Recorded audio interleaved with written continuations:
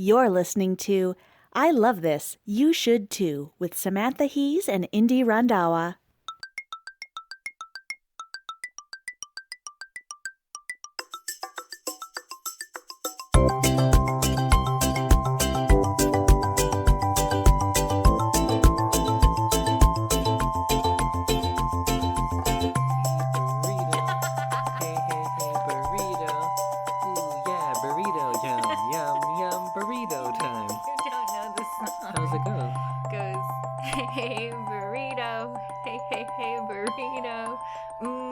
Burrito, yeah.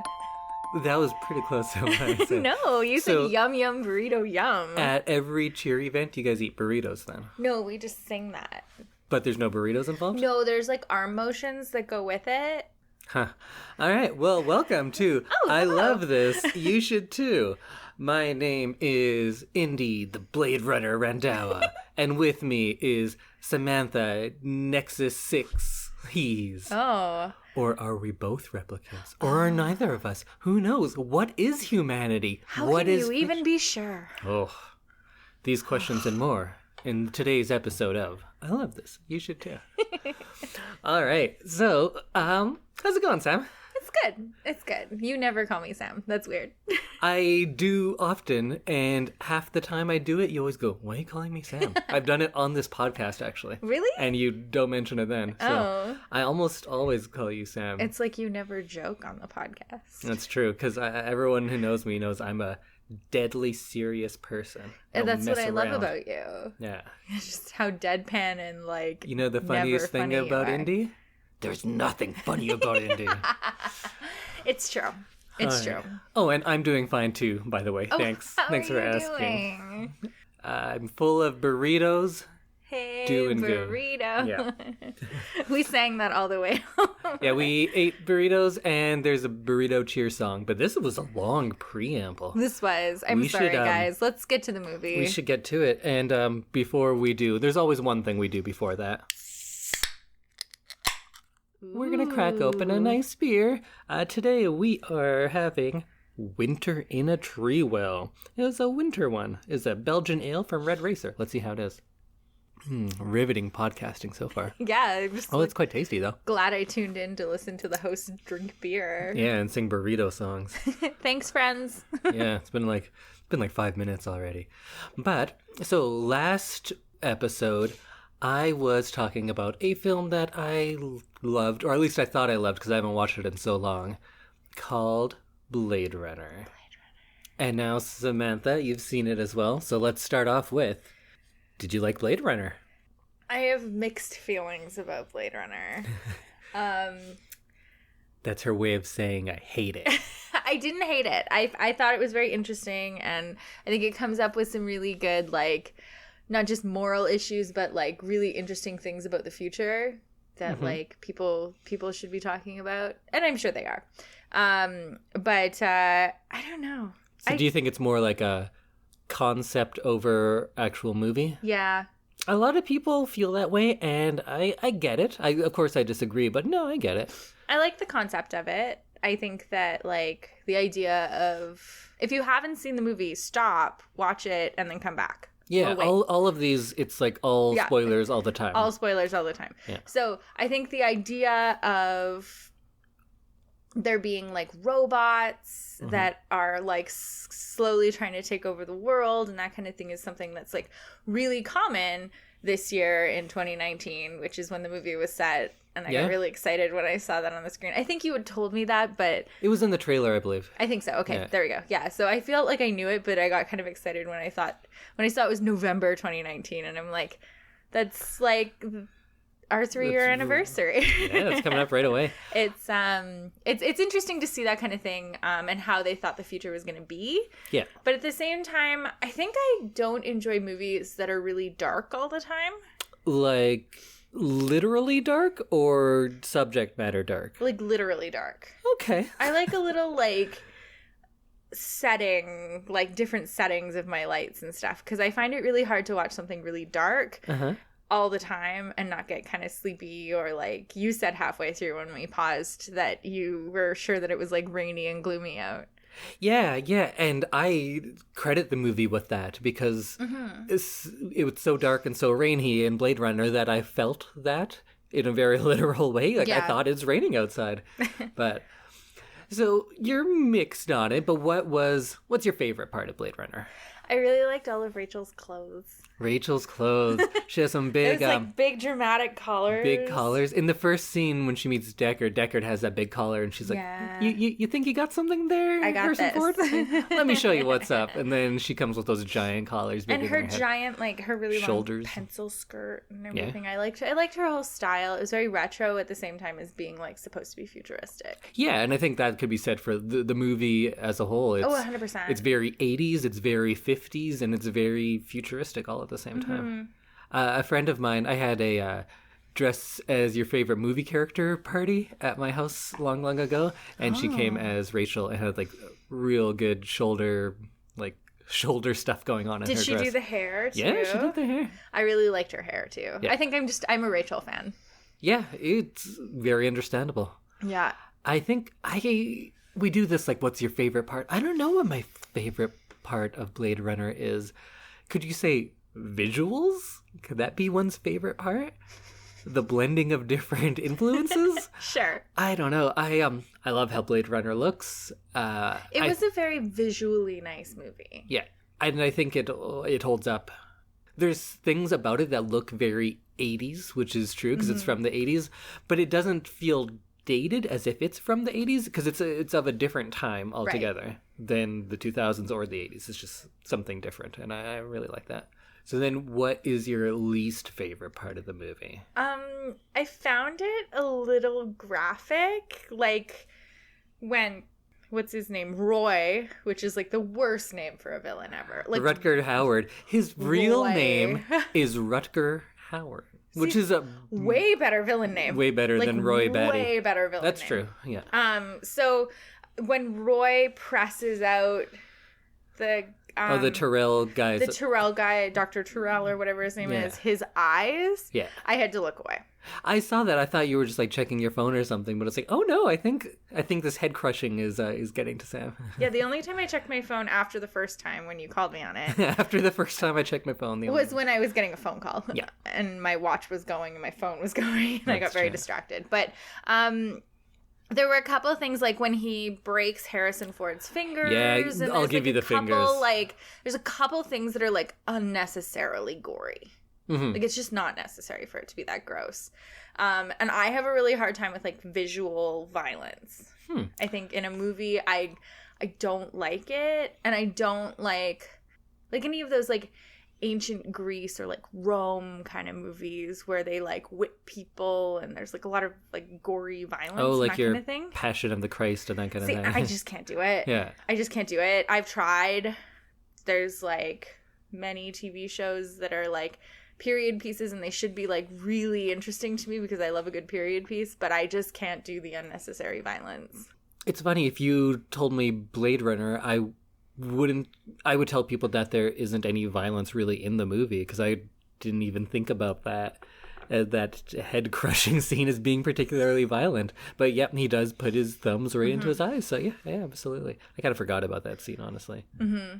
For my least favorite, I thought I knew what my least favorite part was going into it, and we're going to talk about it later. Okay. But now I look at that scene in a different way, and it's no longer my least favorite. So when did you first see this movie?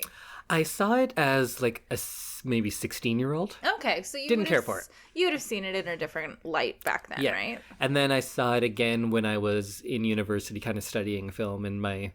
like 10 years ago, though. Right. So I've only seen it twice, and the most recent time was 10 years ago. So Okay. it's been a while. I feel like as you age, though, it's like you're going to be interested in different things in the film. Yeah, definitely. Yeah, so seeing it differently isn't kind of unusual. No.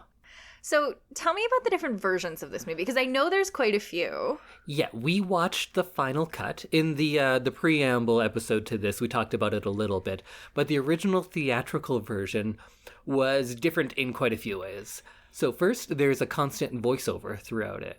So Harrison Ford talks about what he's doing through voiceover. And this was done because originally the movie didn't do well. Test audiences did not like it. They didn't understand what was going on. It was too slow. So they put in Harrison Ford doing this voiceover, essentially explaining the whole movie as he goes. And it's not great. I've never watched that version fully, but I've seen clips and I've listened to some of the voiceover. And there's a legend that Harrison Ford hated doing this so much, he purposely did a really bad job. And so it made it easier for them to cut that part. Oh. And if you listen to it, yeah, he's doing a pretty bad job. Although I think you could argue a lot of Harrison Ford in this movie is very robotic. Oh, But he's maybe the human. maybe unintentionally. But Yeah, I don't think of Harrison Ford as like a really good actor. But I do think of him as having like just natural charisma. I guess, yeah, no, like in Star Wars. Yeah, and I feel like this- Star Wars is like really the only other thing I know him in. Yeah, Han Solo, and then as an old man doing all the other stuff. And that's the other thing. Yeah. I know him as an old man. And I think, I don't know, maybe it works that he's kind of like a blank canvas character in this, that he doesn't have a lot of charisma because, as we'll probably talk about later, I don't necessarily think we're supposed to be on his side. I don't No. think he should win us over. No, I don't think so. I think he's gritty and he's good at his job, and they allow him to get away with the things that he does because he's good at his job, and he doesn't like ever let the police force. They're the police, right? The people who call him in at the beginning of the movie. Yes, yeah. So he works like he's a kind of a special division of the police, kind The of. Blade Runners. Yes. Yeah, Blade Runner isn't something that's actually from the book. I hear that they bought the rights to a different book that had the term Blade Runner in it just so we could use Blade Runner. It's a cool... It doesn't make any sense, but it sounds No, cool. it's like nonsensical, but it sounds cool. Yeah. If you're like, oh, I'm a Blade Runner. And the other part that test audiences did not like about the first version is the ending. The ending we see, which is not happy. It's kind of open-ended. Yeah. But they didn't like that. They want a happy ending. So there was a scene where Rachel and Deckard just kind of like walk off into some green rolling hills together. And you're like, oh, now they're in love. Which Really? doesn't work. See, I liked the ending that we saw. Yes, yeah. Where he comes in and he thinks she's dead because the other guy, he like powered down. Yeah, he died. He died, Yeah. but he like powered down. Yeah, because they have a set lifespan. Yeah, so, and then I think he thought that she would be powered down. Right. And so he came in and he's like, Rachel, and he's freaking out, and you can like feel the kind of the panic, and he does a good job in that scene, I think. And she's just curled up under the blankets, sleeping like a normal robot. Do robots sleep? Do androids dream of electric sheep? There we go. So she wakes up and he's like, do you love me? Do you trust me? And then they like run off into the elevator into the night. Mm-hmm. And I kind of like that ending. Yeah. Because it's open-ended as well. Yeah. But they also throw in that threat from the other police guy being like, Edward James Olmos. it's too bad she won't live, but none of us do. Yeah. Oh, I got things to say about that. But let's. I enjoyed that line. Oh yeah. Yeah, it was a Me good too. line. They're just. I don't know. Watching it, I was worried that it would be too slow for you, and then when I watched it, I was like, no, it's not slow at all. But I still think maybe it was a little slow for you. I don't think it was slow as much as it was just not my style. Mm-hmm.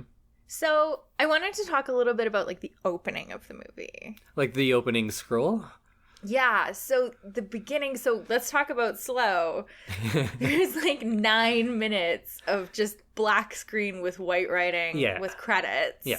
And then it had the scrolly like setting of the scene and everything. Mm-hmm. I found a lot of this movie reminded me of Star Wars.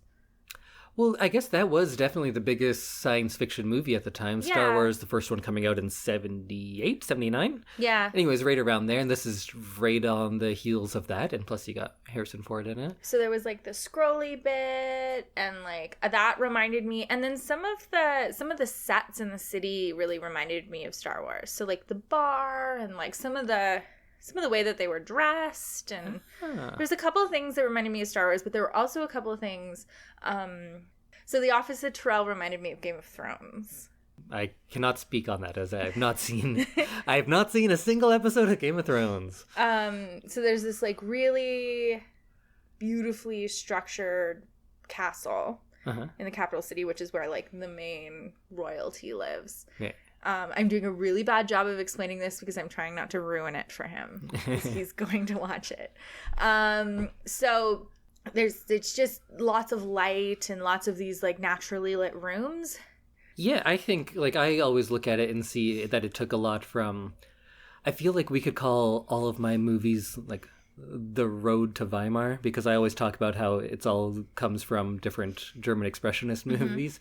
But there was a lot of like Fritz Lang ones where he had these kind of like grand offices of bureaucrats and stuff that look like that. Also, I think the movie Metropolis influences this movie a lot. Right. And film noir in general, which also draws its roots from Weimar cinema. The sets were great. I know, like you were saying about Star Wars. Yeah. So apparently, I didn't see it. I don't know where it's supposed to be, but in one of the sets, you can see the Millennium Falcon. Oh. Yeah, they put it in. So that was the other thing. I thought a lot of the vehicles really reminded me of things from Star Wars, like the flying. And I guess maybe it's just because it's like kind of the standard of like flying vehicles. Yeah, and they were the two kind of retro future movies. Yes. Because Star Wars had, it's of course a long, long time ago, Yes. but it's In a galaxy very far, far away. futuristic. Yes. Yet you still kind of looks like Nebraska at times. Yeah, and like the mountains and Yeah. And the sets in this, a lot of those ones that, when we talked a little bit during the movie, not much, but you liked how a lot of them looked, those are they're done practically. So those are built miniatures rather than so like all the having cityscapes and everything. Yeah. Cool. Yeah. Cool. I really enjoyed how much fire they used. Like the future is just going to be full of like buildings giving off fire at the top. Yeah, but then if you go around to like industrial parts of Alberta, yeah, it looks like that. True. So. Yeah, there's quite a few like smokestacks that are burning off like fuel and stuff. Yeah. You're right. So can we talk about the creepy mustache guy? Edward James Olmos. Yeah. Does he kind of have like a pockmarked face? Yeah. So he's gone on to do quite a bit of stuff. A lot of bow tie. us might know him as Adama from Battlestar Galactica, because but yeah, years ago he was. I can't remember what the character's actual name is. Like Me neither. I feel Graf or something like that. Yeah, I never really like heard it. Sure. It wasn't Roy. I can tell you that. What do you want to talk about? I just found him creepy. Yeah, he's creepy. And I think that was the point, so good job. Yeah. But I think it was very hard to get a feel for what the point of him was. Because he like came out and was just like, good job, and like, way to do your job. Can I ask to table this until later, because I have some thoughts on that? Yes, of course. Okay, that'll come out later. Excellent. Let's come back to it. The movie starts after, that long scroll. Yes. There's the interview with Leon. Yes, the interview with Leon. I like that scene quite a bit. That actor, I haven't seen him in much, but he was in The Fifth Element, and he's so distinct. But when I was watching him being interviewed, and him like not knowing what a tortoise is and getting distracted by certain things, yeah, I don't know why. Like, I know where the scene's going because I'd already seen it, but I feel so sad for him. Mm-hmm. It reminds me of there's all sorts of tapes where they get bad confessions out of people who don't have the mental capacity to deal with interrogators. That's what I was thinking of when That's I what saw it looked him. like. Was like, I felt like this man just doesn't have like the intellect or like the IQ to it looked be like, able what's the to name? like Brendan Dassey on Making a Murderer. Yeah, so it's like, I'm sorry, if you press someone who is in like a lowered mental state enough, they're gonna get confused and they're gonna start repeating the stuff that you say, and they're gonna like basically say what you want so that they get out of the situation where they're panicking. And I think that goes for pretty much anybody. Yeah. I mean, you hear about all these like 8-hour long like interrogations. I'm sure I could be convinced to say some things after 8 hours. I feel like if I haven't been allowed to like go to the washroom or have a drink of water or like sleep or eat or anything, I'm probably gonna like break at some point and either fall asleep, which is my move, Yeah. or I'm going to just tell you what you want to hear so that I can go back to whatever uncomfortable metal bed is waiting for me and lay down and have some water and, you know, have a washroom break and do all that. But instead, he's a replicant who wants to kill. So I love the line like, "Let me tell you about my mother," and then he just shoots him. I liked that because I was getting to the point where I was like, oh no, he's a replicant. I was thinking, yeah, no, this makes sense that he would be a replicant. We're starting the movie with that, so we get like kind of context. And as soon as the question like, tell me the good feelings that come up from this, Right. and I was like, and then he was like, tell me about your mother. And I was like, oh, this is it. This is it. he's gonna do something. He's gonna attack him, or his head's gonna explode. Yeah. One of the two. And he attacked him. And the other guy's head exploded because they shot him in it. Boom. I don't know if he actually shot him in the head. They shot him. I found the idea of implant memories really interesting.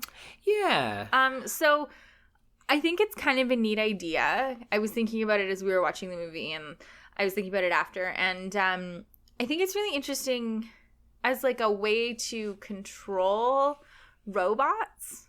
Because like if they know they're robots, do they get more misbehaved, or do they like misbehaved might be the wrong word, but or do they sort of learn how to be more human if they know that they're not human? Whereas Rachel, I don't know why I can't keep her name in my head. Whereas Rachel is very human-like because she has these background memories. Yeah.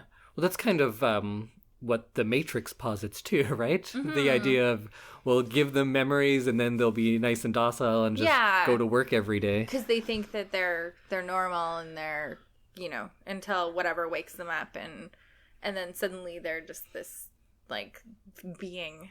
Yeah, because you'd think if we have true artificial intelligence one day, it'd probably be easier to get a robot who's making cars to come to work on time and be productive if he has memories of a family he's trying to go home and feed, and that's why he's doing this rather than mom and I found that very interesting, and I totally agree with the idea that you'd totally be more like pliant and like accepting if you have this background story that you believe is real, because Rachel's background story was Tyrell's niece. Yes. So it's like, until someone tells you it's not real, it's gonna be real to you, and it's gonna be really interesting to you, and you're just gonna be like, yeah, this is my life, I grew up, I did this, I did that, even though you've only been alive for like a year. We could just get really philosophical and talk about like, well, what is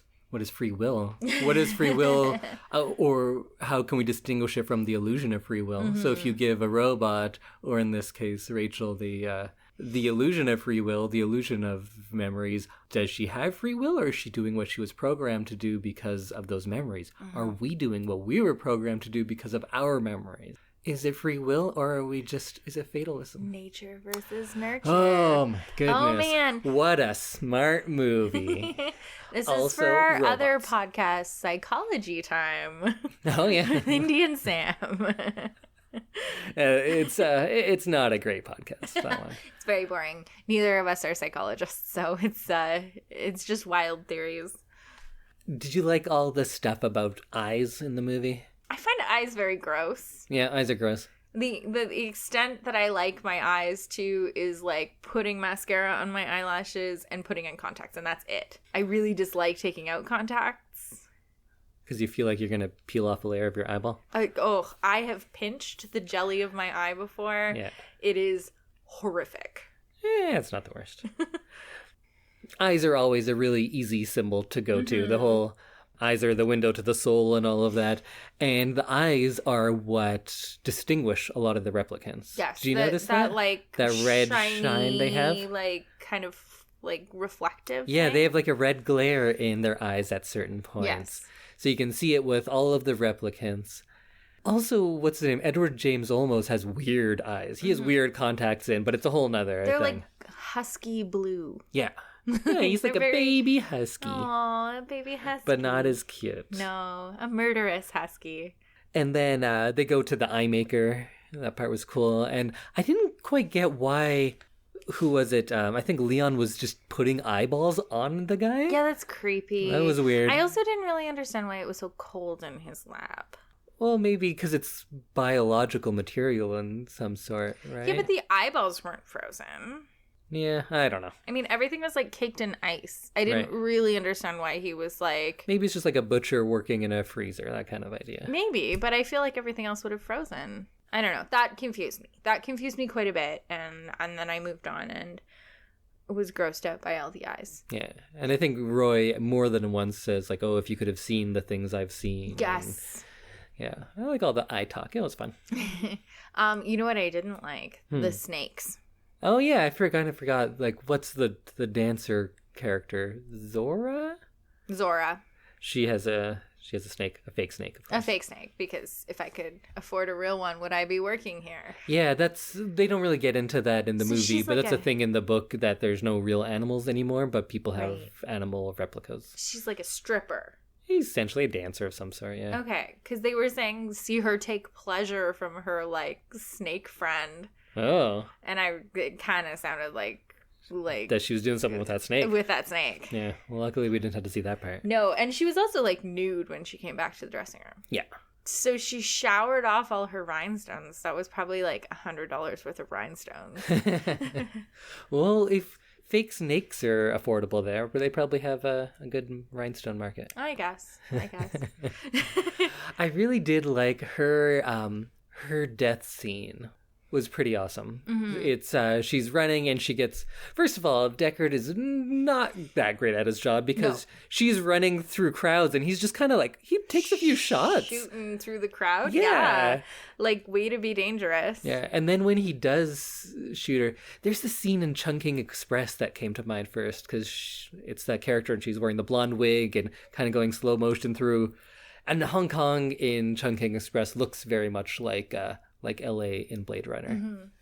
Now I'm getting sidetracked, but LA in Blade Runner, that is kind of something they got right about the future. This kind of like blending of cultures. Yes, I found that very interesting. Yeah, maybe not in LA, but I've been to Shanghai. Shanghai is similar to this. Not all grimy, of course.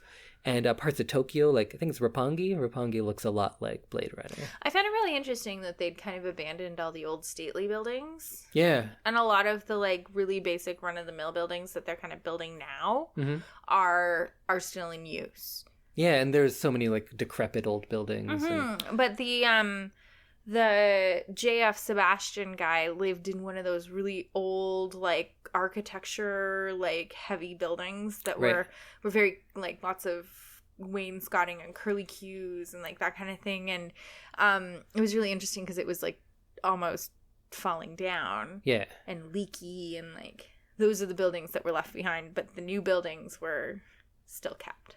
Okay, I was saying about her death, like how she's shot down and she goes through those plate glass windows. Probably a little too much slow motion, but there wasn't a lot of slow motion back then. It was a little slow for me. Yeah, but I love she gets shot down in front of all those mannequins too. There's like the neon, the glass, and the mannequins. It was all really pretty. Mm-hmm. And then also Pris later kind of hides among the mannequins, so it's just kind of further draws parallels between the replicants and completely inanimate objects, or are they separate from them, or are they amongst them? And it's hard to tell. Semi-inanimate objects, like in the in the creepy Sebastian's place, where there was that girl dressed in like period costume who like lifted her arm and turned her head and then put it back down. Like it was very robotic. You could kind of hear like a tick tick tick tick tick tick as it went. Yeah, and it's interesting that his job, or at least hobby, not both job and hobby, is to make these for Tyrell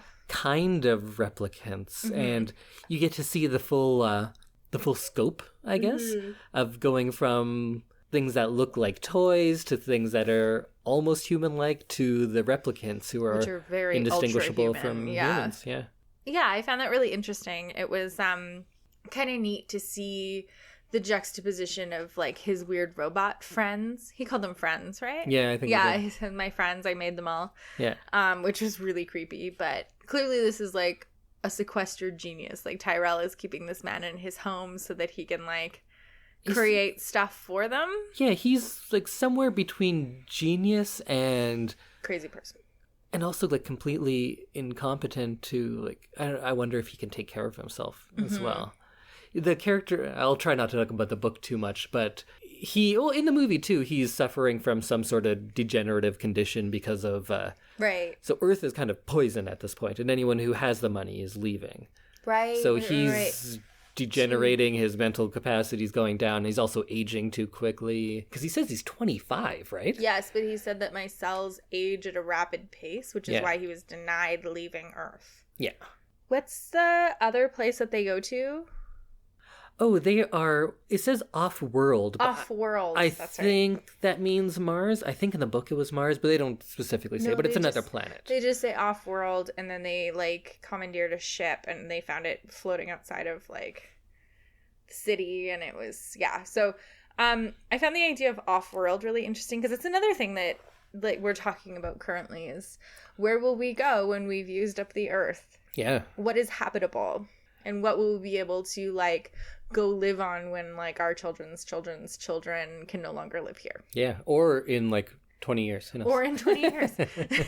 Or in November. Yeah, November 2019. That's when this is all happening. Yeah.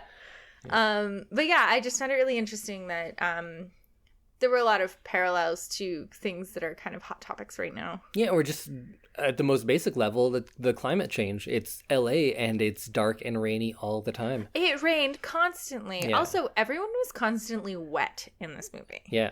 Like that's just your life sometimes. Harrison Ford was like dripping at all times. Yeah. And not in like an attractive way. I've lived in some cities where it would rain for a week at a time, and I did feel like I was constantly wet, so that makes me really sad. I feel like another thing that I found very kind of puzzling was that you could just shoot these things. Sometimes multiple times, but you could just shoot them and they'd be dead. I felt like the replicants should take a little bit more work to kill them. Because they're stronger and everything, so they should... Well, yeah, because he's able to, like, crush that guy's skull and then smush his fingers into his eyes. I never really had much issue with that, because I feel like if you're, like, a tiny child or a big bodybuilder, if you get shot in the face, it's going to be the same. Yeah, but they seem, like, ultra-human. That's the thing. It's like they seem... More human than human. And they seem very much robotic when you think about their, like, mortality and their ability to, like, stay alive through, like, crazy things like not eating or... Do they not eat? I only saw one of them eat once. Did we see people eat, though? I feel if you watch any movie... Harrison Ford ate something. If you watch movies in general, people don't eat unless it's a plot point or go to the bathroom, so I feel like you can't put that on being a robot or not. Harrison Ford does eat noodles a few times, though. Yes. There was that one scene where it made me hungry because he was eating noodles, and then he gets picked up in the car and then still has his noodles with him. See, I knew we should have gotten noodles instead of burritos tonight. That's a win-win right there. It's noodles or burritos, you're gonna have a good time. You're gonna win either way. Yeah. I feel like it should have been like something super special to kill them. Like with zombies, where you can like shoot them and it'll like slow them down, but you have to cut off their heads or else they won't be like truly dead, or like sever their brains. See, I liked how close to human they are. I think that's a big selling point, is that they're not these monsters. They're not vampires that you have to stake or zombies that you have to shoot through the head. That they're essentially people. So you like the simplicity of it. Yeah. Yeah. And I think that that makes it more harsh and hard to watch when they're just people. This is just a woman getting gunned down in the street. It's not a monster. It's not a robot. I kind of hate in so many like Marvel movies, for instance, when the villains are just a horde of robots, because it doesn't mean anything. No. It doesn't mean anything when all these robots are dying. And here I felt like each death meant something. It's true. It's true. And I understand that. And I kind of like that they were very human. I also thought that it would make more sense for them to take a little bit more. I'm not asking for like All right. dismemberment and like burying in separate graves. And, Well, like, what's her name? Zora, she got shot once, kept going, and then had to get shot a bunch more times. And then Pris, was shot 3 times. yeah, she was shot, and then she kept like kind of convulsing and had to get shot That a more was times. scary. Yeah, it was. She looked like a human spider. So maybe they did take some extra damage. Okay. I stand corrected. Maybe, I don't know. I didn't really pay too much attention to that part. So another thing I really liked about this, and I'm going to talk a little bit about the visuals of the movie. Yeah, I think when people talk about Blade Runner, and it shows because what we're talking about right now, we didn't really talk about the plot a whole lot. No. And it's not about the plot. It's about the mood it evokes and these questions that it leaves you with. I think that's why Blade Runner is great. So yeah, what do you think about the visuals? I really liked the idea. Not the idea. I really liked the little add-ins that the director put in. So, like, when he's sitting in his car, Harrison Ford sitting in his car outside Sebastian's kind of apartment, condo home thing.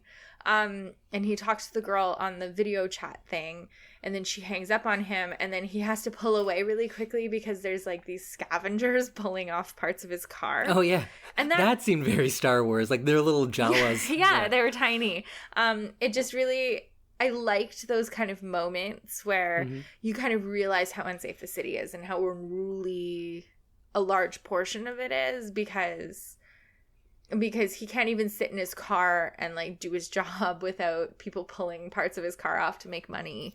Yeah, I feel like you get a good sense of the city. Although in some ways you do, in some ways you don't. Like you don't have any sense of how big the city is. It just goes and goes and goes. Yeah, and you just go to different neighborhoods. And Yeah, you never and really you're not sure. Are you see- always in? Maybe you're in the same couple blocks this whole time. Maybe you're an hour's drive away. You don't really know. It's true. But maybe that kind of it adds to the disorienting nature of this metropolis. I think that's the point, though, of the movie. Yeah. Like, they don't want a lot of idea of driving. They don't want to, like, create a sense of safety by his house. It's just like everything is the city. Everything is dangerous. Everything is dark and Yes, raining. yeah. But I really like the addition of those little kind of anecdotes. So, like, the scavengers and, like, the bar and, like... Yeah. Little him character pieces. pulling the worm out of his mouth because his drink has worms in the bottom or like something in the bottom that's gross. None of those things had to do with the plot, but it was really interesting to kind of like, it added context. Yeah, there's great world building. Now, especially now, we see dystopian future movies constantly. I'm having a hard time remembering ones that were before this. There were some, there's like Logan's Run and Metropolis and things like that came out before Blade Runner. But I think this is definitely one of those pioneering movies of what a dystopian future looks like. Absolutely. Yeah, of how stark and bleak things are. And now we see it in every movie that stars a 25-year-old who's pretending to be 16. They all look like that now. Yes, exactly. But this led the way in a lot of that. Archie Andrews. Wait, what? Well, he's like 21 and he's pretending to be like 15. Oh, but it's not. Is the new season of Riverdale post-apocalyptic? No. Okay, I wouldn't put it past them. That show's just whatever they want. It might be. We stopped watching last season. Yeah. So. I find it really interesting that there was a new Blade Runner 2049. It came out in like 2017, 2018? 2 years ago? Something like that. Yeah. So when we were talking about doing this podcast, everyone was like, oh, is it the old Blade Runner or the new Blade Runner? Yeah. I think we're going to have to do a follow-up episode for the new Blade Runner because we haven't seen it. Look what's right behind you. It's Blade Runner 2049 on DVD. It's on here. Blu-ray. Yeah, there we it is. have it. Oh, it's sorry, it's to my right. Yeah. It's not right behind me. Sorry. But I'm excited to kind of see it, and I'm kind of excited to see a movie that you haven't seen together. But looking at this movie as it is, Blade Runner, don't you think it's odd that a sequel exists? Yes. It's such a strange choice. Like, I don't get it. And maybe it'll be great, and maybe it'll be terrible, but it doesn't seem like a movie that I'd be like, oh, well, now I want to see a sequel. It stands on its own. It doesn't It doesn't feel like a universe that needs another like And all the visiting. questions that are unanswered, I want to remain unanswered. I feel like it's way more It's powerful true. not It's knowing. true. I agree. But I do also want to do an episode after we watch 2049. Well, let's watch it and we'll talk about it on a future episode. Okay, well, I can't do it tonight. It's my bedtime. Okay. Well, then let's talk about a few other things Excellent. first. So I was saying that I loved how it blended genres, which is another thing that we see all the time now, but I have a hard time thinking of movies that did it before Blade Runner or as well, because it's definitely a futuristic movie, Oh, absolutely. but it's very much a film noir, a neo-noir. Have you seen many film noirs? What do you think of when you think of a film noir? I don't know.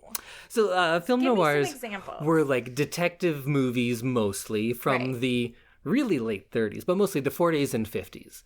They have their roots in German Expressionism. A lot of those German filmmakers who made these really shadowy, angular, black and white movies. When they fled during World War II, they came to the U.S. and started making detective movies and bringing that sort of aesthetic sensibility with them. Would In Cold Blood count?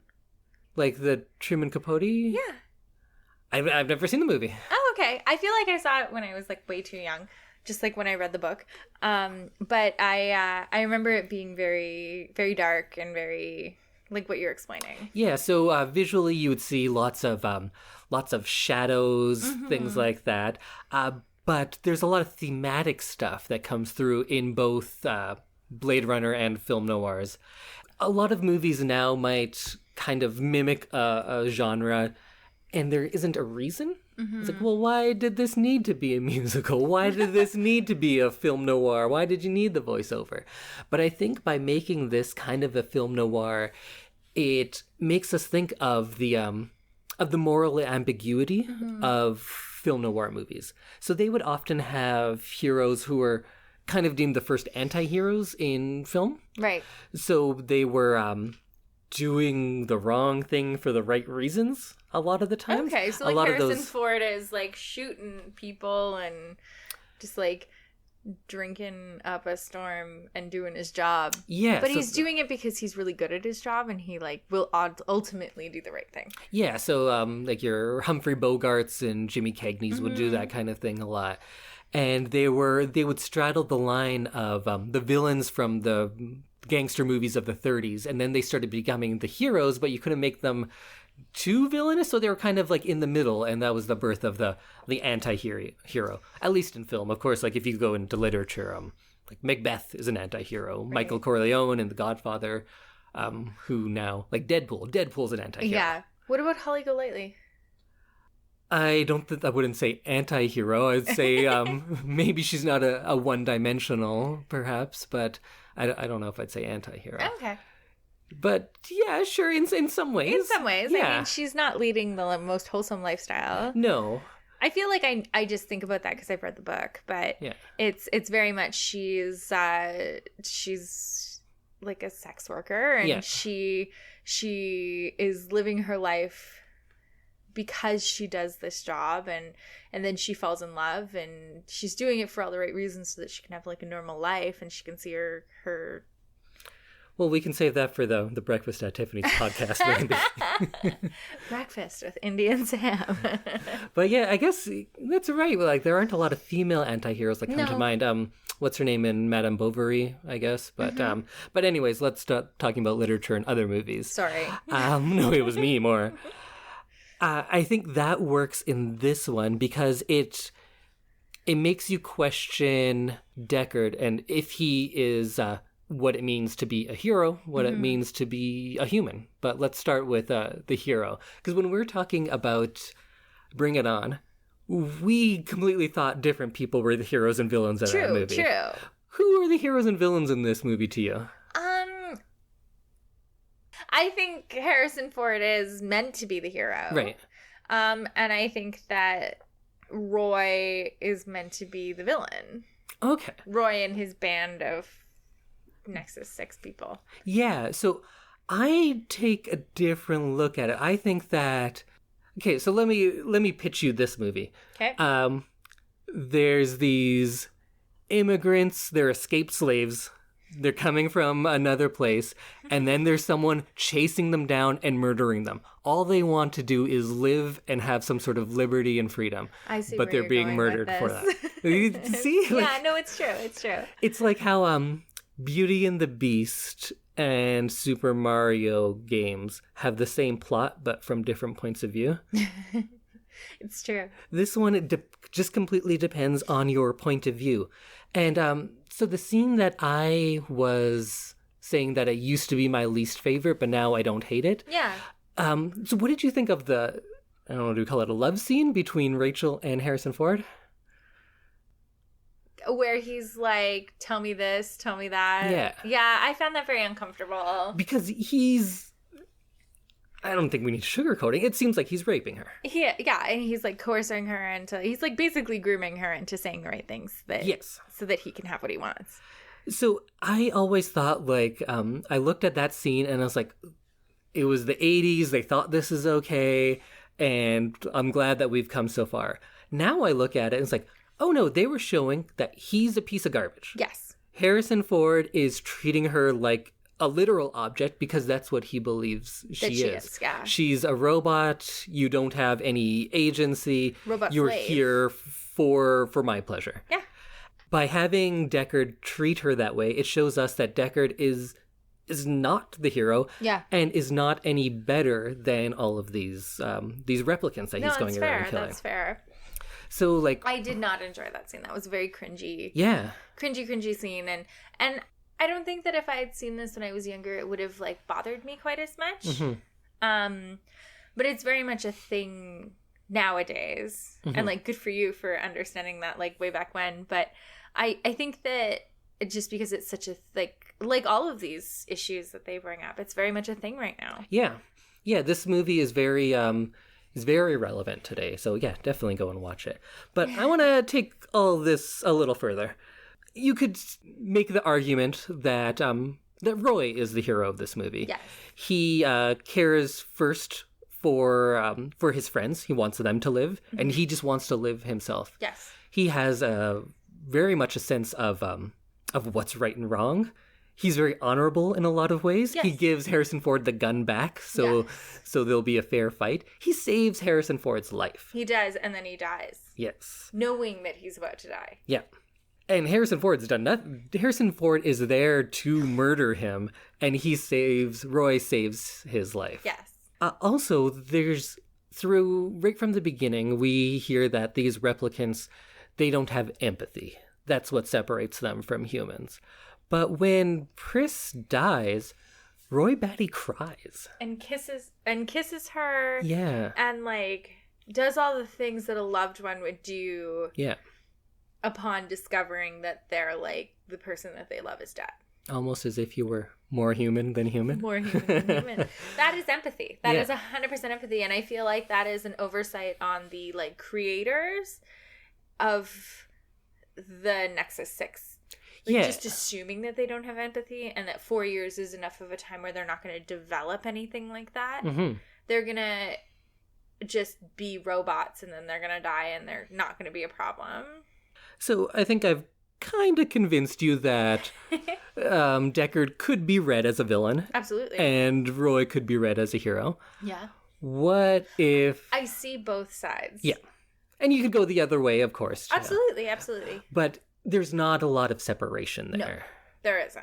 But what if I told you that many people believe that Deckard is a replicant? Oh, like he's like implanted and trained to do this so well? Yeah. I can see that. Okay, so this is definitely a thing. This is not my theory. People have been talking about this. And let me walk you through a few things about why he could be a replicant. So first of all, we know that the empathy thing isn't necessarily part of being a replicant because Roy has empathy. Yes. But I would argue that Deckard does not. No, absolutely not. And he does everything that he can to stop himself from like feeling human emotions too. He kills with no regard for them. And that's, I think, part of why earlier when I was saying I liked how human they are, because it makes it harder to watch. Mm-hmm. And it's not hard for Deckard, though. No. Because he has no empathy. The way he treats Rachel, he Yeah. has no empathy for her. He treats her as a very literal object. Yeah. I found it very interesting when he comes back after Rachel's just shot Leon. When Rachel's just shot Leon, and he like hands her alcohol and is like, "Did you just get the shakes? Yeah, I get those too. This is the only thing that kind of like takes them away." Like, he doesn't really understand his own emotions. Yeah, that's a very like a hard-boiled detective kind of thing, right? Yeah, like, oh, I have the shakes after I have to murder somebody. Also, I don't want to go to the book too much, but in the book, there's this one sequence, I guess, where Deckard meets another Blade Runner. And this Blade Runner is very good at his job, but they've never heard of each other. And they're like, well, this is weird. How do we not know each other? And this other Blade Runner takes him to his precinct, and Deckard soon realizes that it's all replicants. Everyone there is replicants. They have this whole other police force. And so he's like hunting regular people? no, and then the Blade Runner has no idea that he himself is a replicant.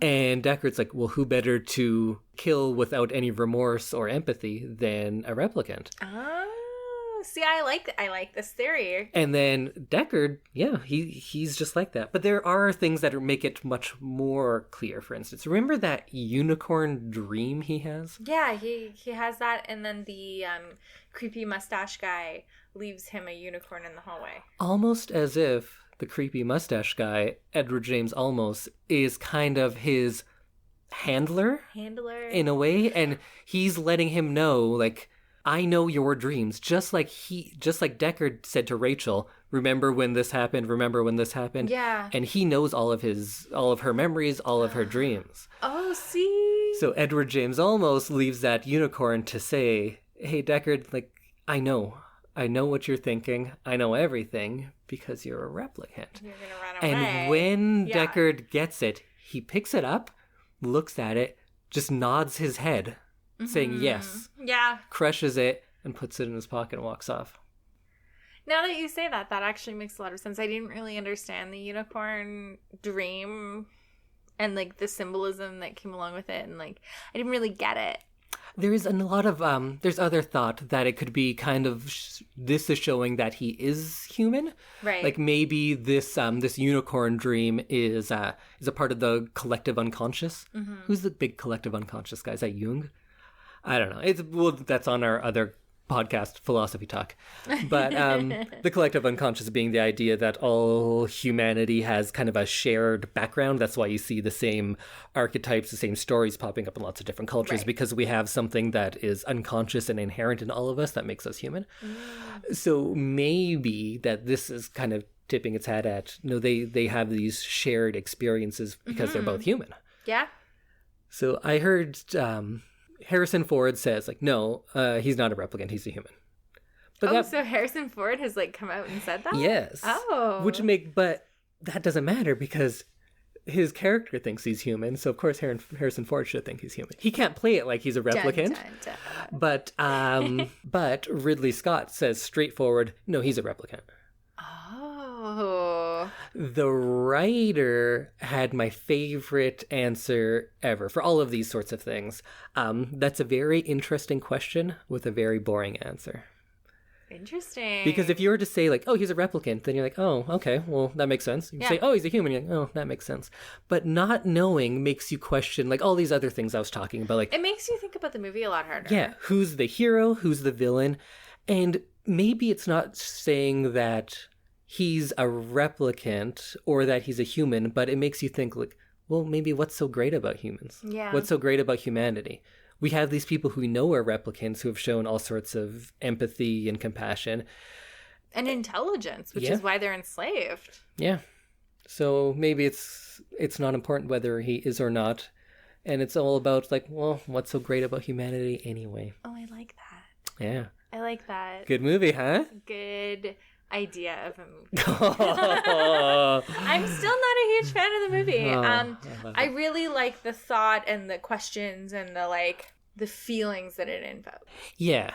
It is a movie very much that I think maybe even you will like it more in time. It's something that is kind of a slow burn. You'll have these thoughts and you think about them for a while. And then for me, it was like later on, I was like, wow, yeah, that was really good. Because maybe some of the things you don't like some slower paced shots, things like that, you don't remember those as much. You remember this feeling of this expansive yet somehow still claustrophobic city. You remember all these philosophical things that it brings up, and that's what stays with you a long time. And that's why I love Blade Runner.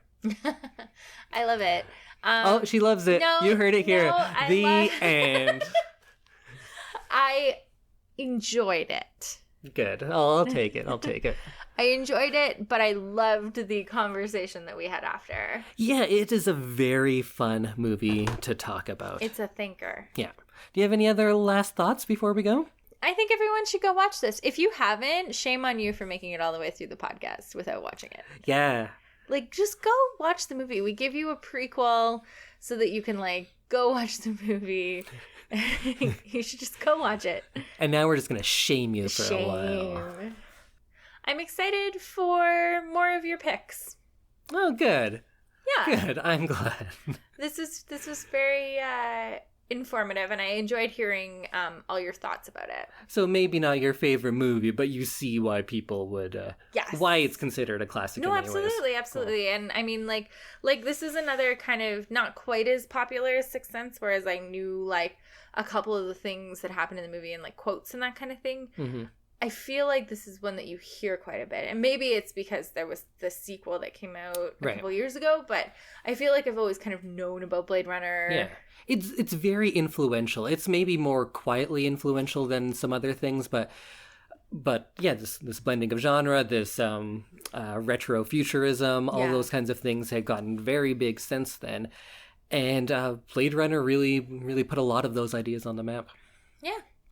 Well, thank you for making this movie number 3. Yeah, that was fun. Thanks for listening. And today's episode was sponsored by books. If you like reading, if you like writing, try a book. You can do both. So tune in next time for my pick. I'm very, very excited about it. You'll want to get your dancing shoes and your white dress out. Oh. So you too can party with us. Oh, is it those 28 dresses? So that one? Okay, I'm not gonna guess. Yeah, so next episode, Samantha's gonna tell me what we'll be watching for the episode after that. Yes. So make sure you come back and listen to that. It should be fun. Let's say fun. It'll be fun, right? There's a heavy question mark on that. Yeah. So if you want to get in touch with us, you can email us at ilovethisyouShould2@gmail.com. Yeah, start sending us some email and tweets and that kind of stuff. And I think once we start getting some more, we can start answering questions on the podcast. That'll be fun. Yes. Oh, and speaking of tweeting, how can they tweet to us? Oh, they can tweet at us at ILTYS and the number 2. Mm-hmm. And on Facebook, we're at I Love This, You Should Too _podcast. And our Instagram is the same as our Twitter. Oh, yeah. ILTYS2. I'm not a Twitter guy, but I'll be all over the Instagram. Okay, well, I'll see you on Instagram. See you on Instagram. And next time. Good night. Bye. Or good morning. I don't know. Or good morning if you're like me and you listen to podcasts as you're getting ready for work. Good morning. Good night. Good day.